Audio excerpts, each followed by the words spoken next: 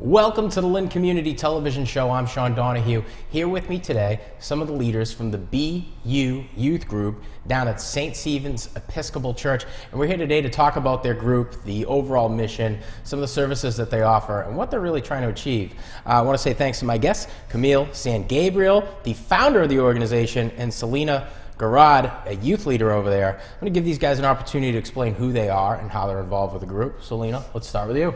Okay, hi, my name's Selena, and with the BU Youth Group, I do a lot more stuff like backstage, so other people kind of like do more, are the brains behind it, like Camille here, and I do more to help out with like moving stuff or like helping create some of the signs or like moving stuff around or like helping organize stuff or posting stuff on like Facebook to gain like traction, things like that. Okay, so anywhere you can really help out a Renaissance woman of the trade, so to say. Yeah. So Camille, you're the founder of the organization. You're involved heavily. Tell me a little bit about how you're involved today.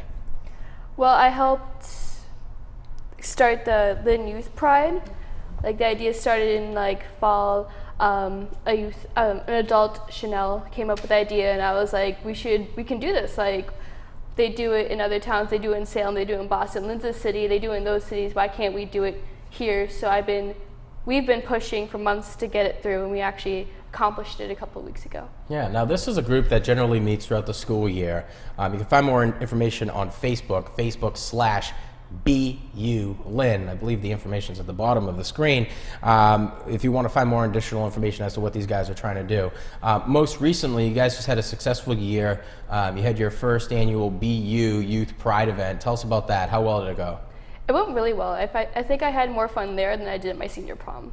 Really? Yeah, I did. Well, class officers, you got a lot of work to make up when it comes to reunion time. Go ahead, tell me more. So we had information tables and we had art projects. We had the Good to Go team from Raw Arts come and make a poster board that says BU on it. And it was like a group project plus like passerbyers and people at the Pride were allowed to like give a hand. And then we had information tables to help bring awareness to LGBT health and homelessness and drug addiction and just resources for LGBT youth and youth of color and things like that.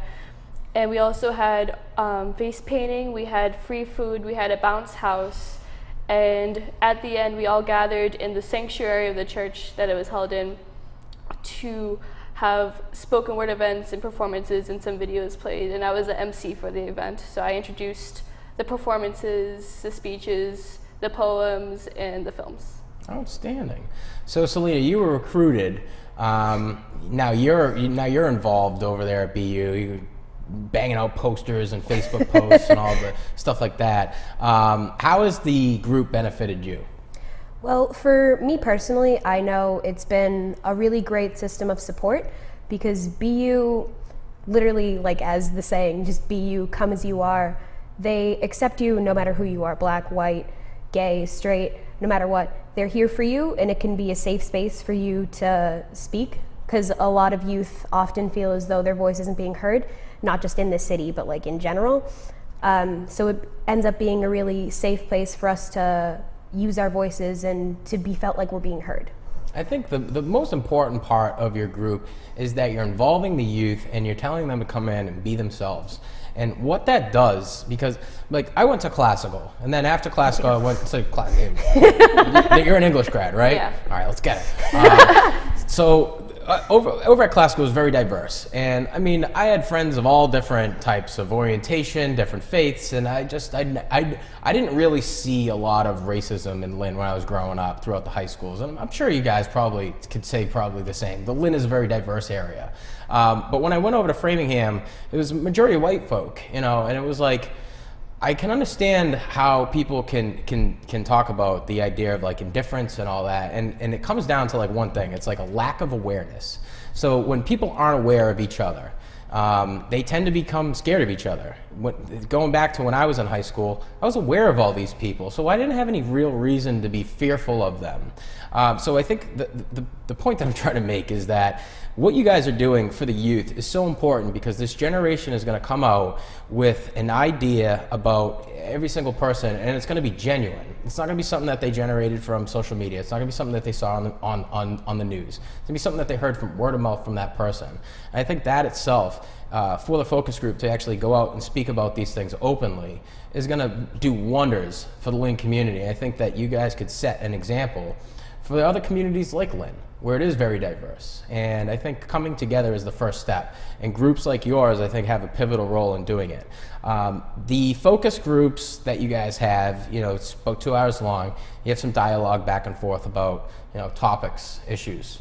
What are some of these issues that what are the youth talking about? What are some things that are on their mind today? Well, we've talked about LGBT health, LGBT homelessness, access to healthcare, such as like abortions. We've talked about politics, like how is the next president going to affect our generation? How is the judges that they appoint going to affect our generation? How can we impact the outcome when some of us can't even vote because we're not of age yet? And how does it make us feel? And how do we feel about racism and homophobia and transphobia? And how do we learn to accept new terms for genders and sexualities that we haven't heard before yet, but we do because we're an LGBT youth group. Right. We had Nagley on before, and they're a great group. They're over in Salem. Mm-hmm. They do something similar to what you guys do. And I had alluded to them about this before.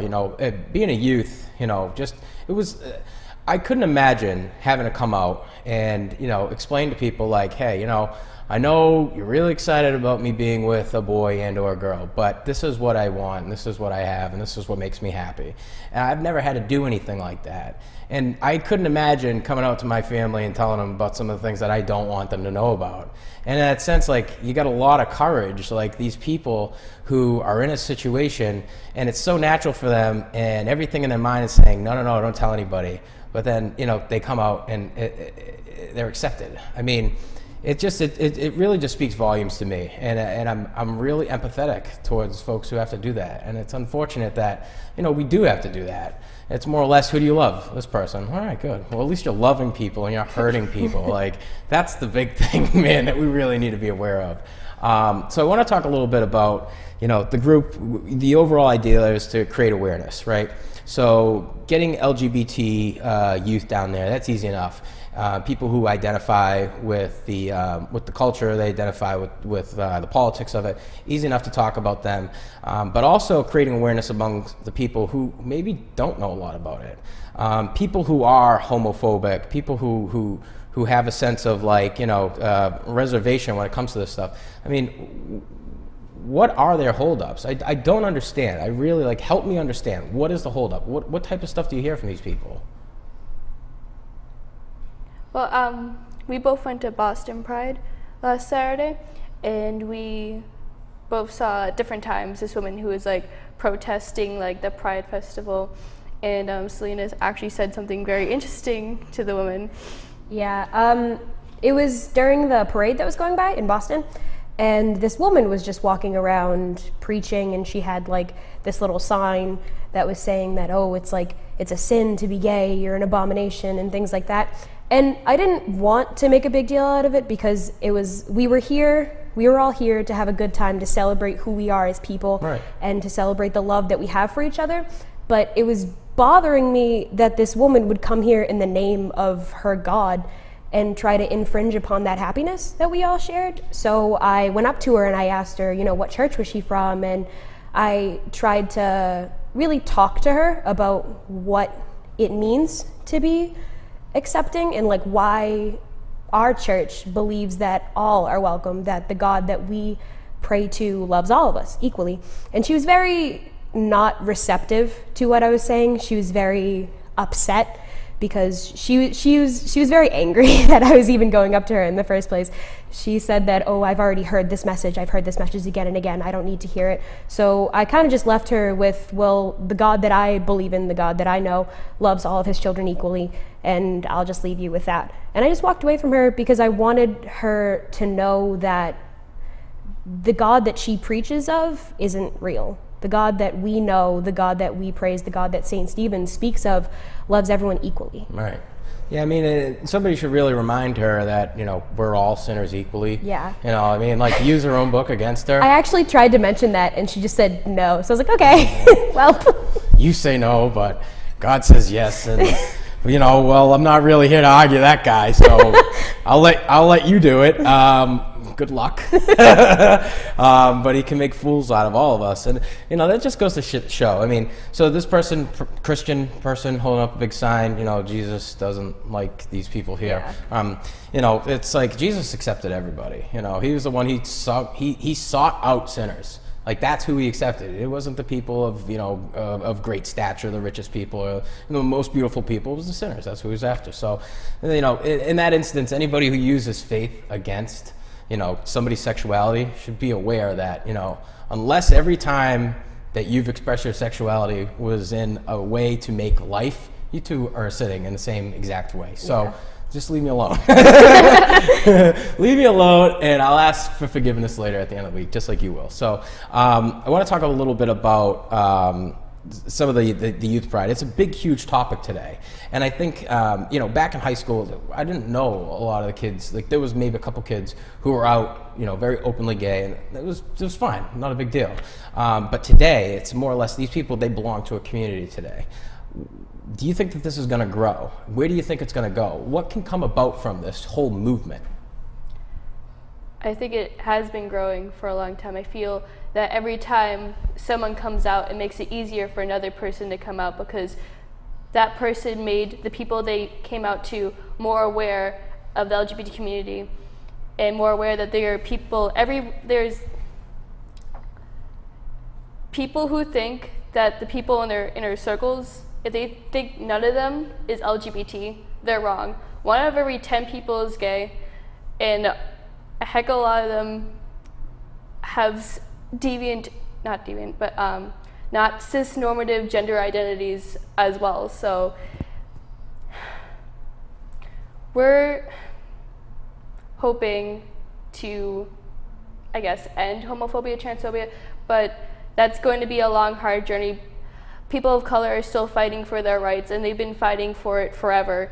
And we're a relatively newer movement. Like, we sprung up in around the 1960s, right? So the push has been real. It's been hard. We've come a long way, and we still have a lot longer to go. And we're hoping to stop the violence against LGBT people. Hate crimes are still happening, and recently I actually heard, when I was trying to tell people more about the youth pride, someone said to me, why do you guys need youth prides? Why do you guys need a pride in Lynn when you guys already have marriage equality? It doesn't just stop at marriage equality. We have so many more rights denied to us. We're still discriminated against in housing and in employment and on the street. Like, if you're holding hands, someone could easily shout at you, hey, F word, what are you doing? And it's still necessary because bad things still happen to us, and we still have a long way to go. And so I'm hoping that the movement keeps pushing forward and doesn't get discouraged by haters and hate crimes, and is just, I hope that one day we live in a world where everyone can at least, come to terms with the fact that people are different than themselves and just accept it. Yeah, that would be nice. That would be nice. It's definitely a lot to shoot for, but I don't think that it's unachievable. I definitely don't. I think it's going to take a lot of work. I think it's going to take everybody's participation as well.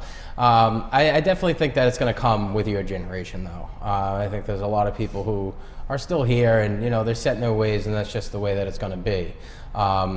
It's a tough subject. I mean, because you get people who advocate for one thing, you get people who advocate for another thing, but at the end of the day, it comes down to morality, right?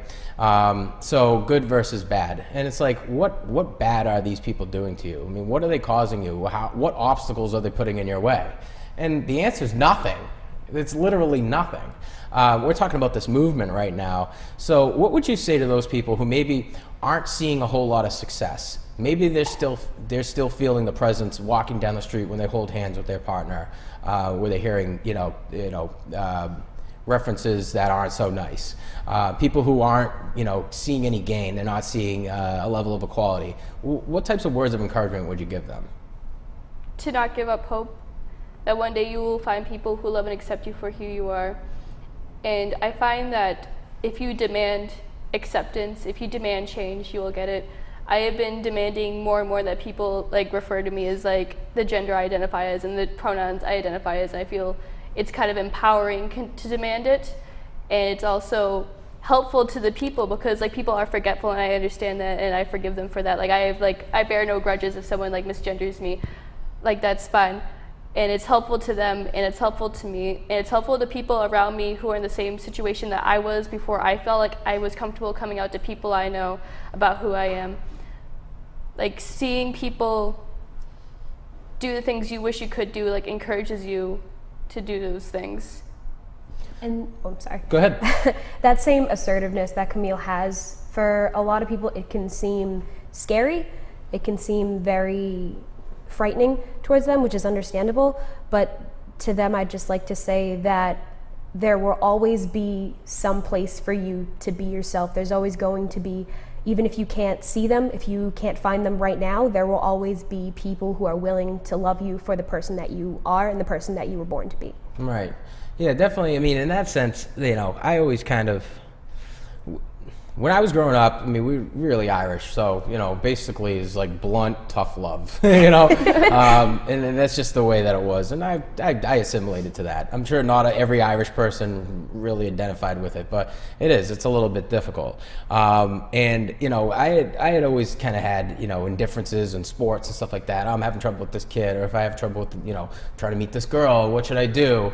And the advice that I would get from my family usually wasn't the best advice that I'd get. So, I'm not saying that they're not there to help me in instances, where I can, but, my uncle wasn't the best advice for me to pick up women.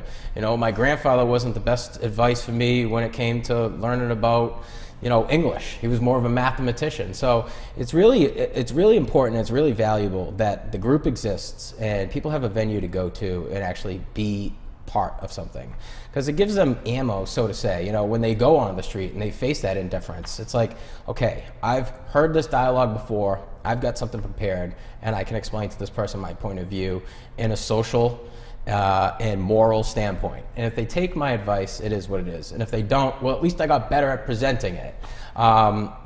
Today, I think the big focus is creating awareness. What would you say the next pillar is for the LGBT community, next generation, outside of awareness and acceptance? What would you say the next big pillar is? What can we expect to see? I think we'd have to wait and see what my generation has left to give first. We can't set up an expectation when ours is still so young and we still have so many things to do. That's an excellent answer. Do you guys have anything to add, anything outside of just, the group, more or less hot topics that are just in politics and news today that maybe you feel as though aren't discussed enough? It's all very much discussed today, I think. Everybody's real open to talking about it. Most recently, obviously, Orlando is, it's a big deal.